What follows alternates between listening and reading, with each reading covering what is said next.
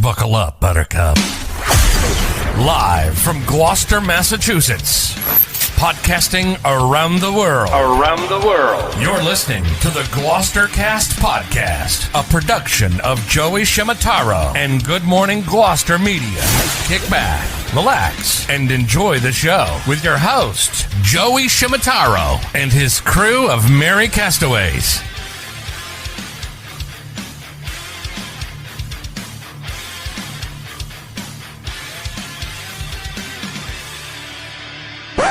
No piping plovers will be intentionally harmed in the production of this podcast.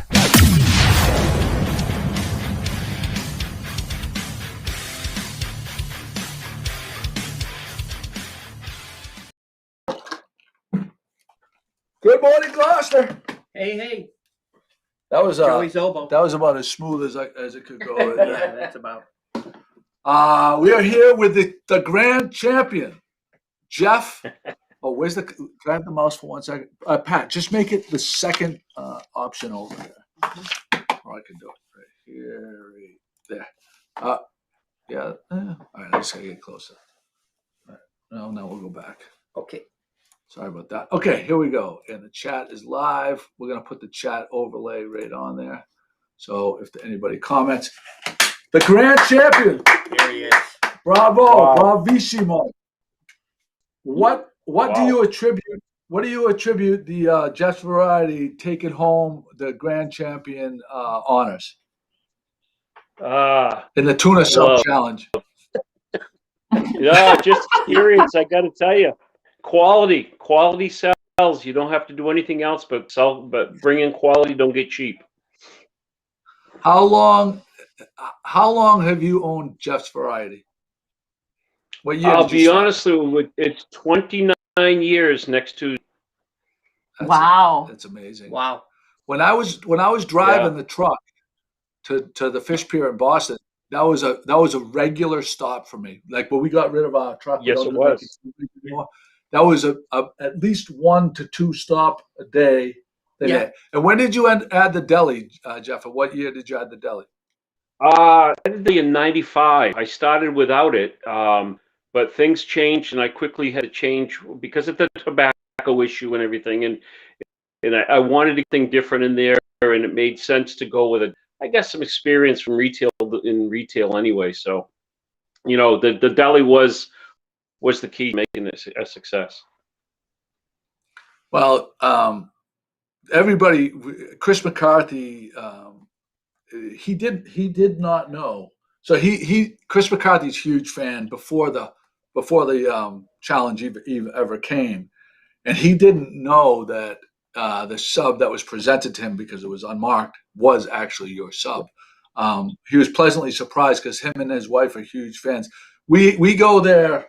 We send the wives, or Chris goes there to get our subs in the summertime for the boat. And what you will do is put those condiments on the side. And we've spoken about this in the past. It's so key for when you're going out for a long day on a boat to have like the pickles and stuff like that on the side. And you'll do that for the kind of put them together yourself. They sit better in the roll. The roll doesn't get as soggy, and when you're out there in the boat and it's 7, 8 o'clock, and because you still got daylight then, so you start thinking about eating. Well, that sandwich was made 4 or 5 hours ago, but with you guys putting pickles and tomatoes in it yourself, that makes the sandwich taste like you just got it, in your couple miles offshore boating, Yeah. Well, offshore for us is about 10 feet from the shore at the beach, but we're not hardcore. On the dock.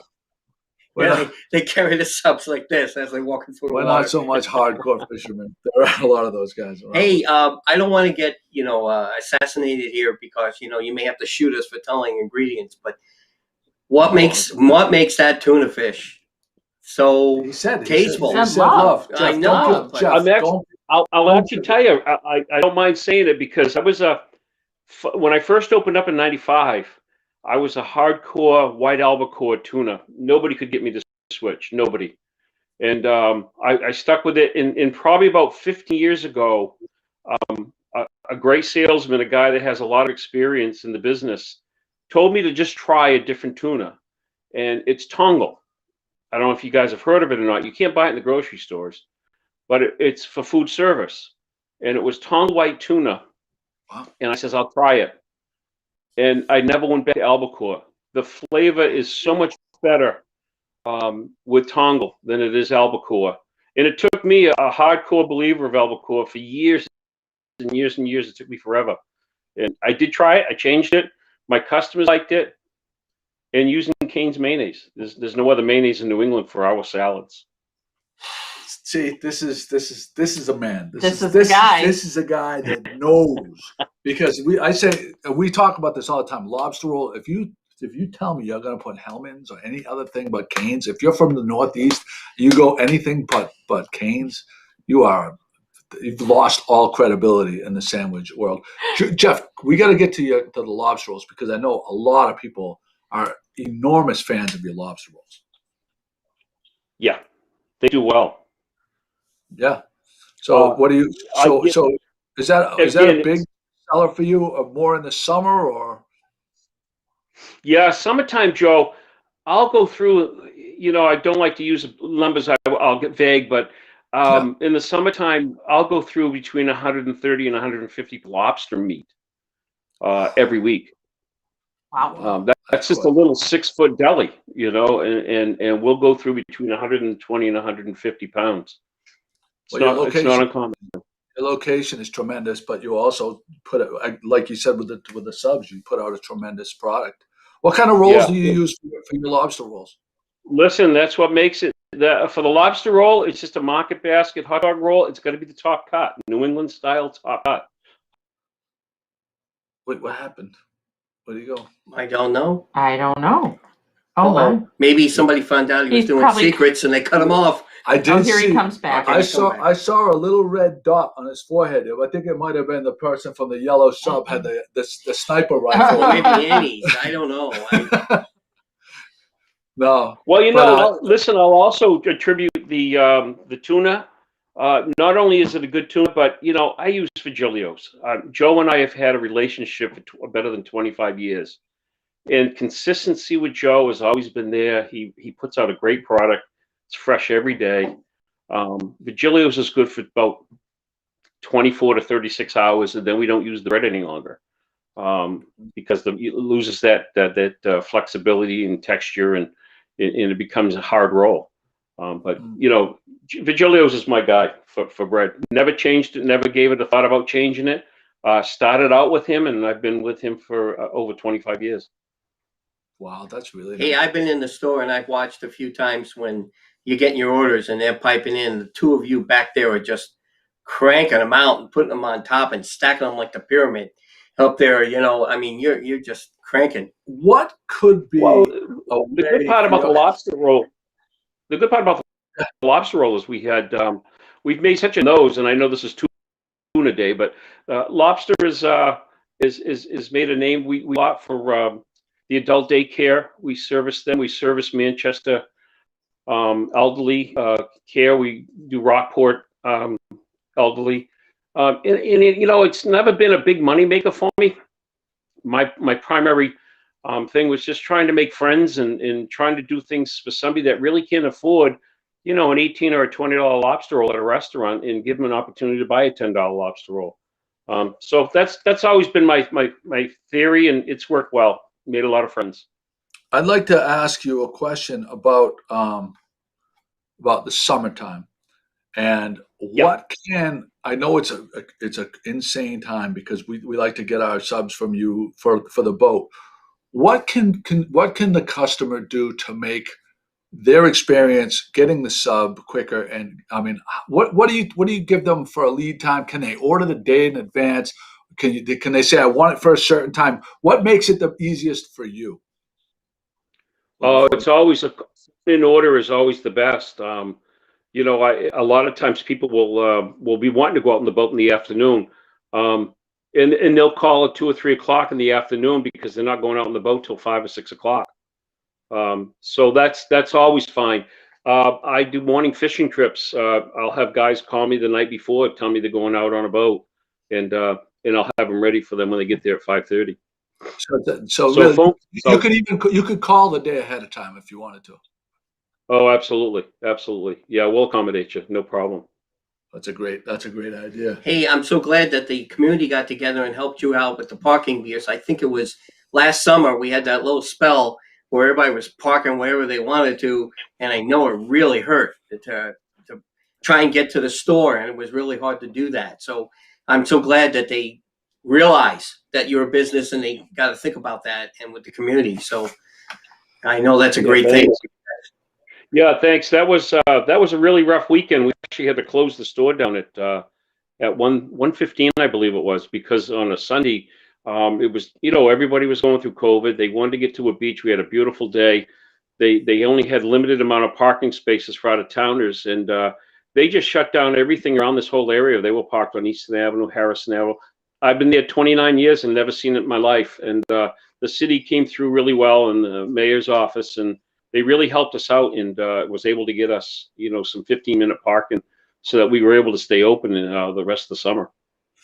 All right, hold on, Jeff. I want to see if I can get you to come back on the video end of You things. want me to flip them off and then on again? Well, I was going to do that right Okay. now. Okay, off and then on. No, oh, he's having a hard time with the video there. Well, you sound great, but you're frozen on it. So. Yeah, but we can hear you fine. Okay. So Jeff, we wanted to. Jimmy was we're gonna put a little certificate together for you, and we're gonna try to put something else so that you can hang it there. And Kim Lane says hi, by the way. Yes, Kim. Yep. And we have a sticker for you. Jimmy's gonna bring by for you as well. But I just want to thank you for all your commitment. How many more years do you have it in you, Jeff, to keep doing what you're doing? I mean, that's a long hours over there.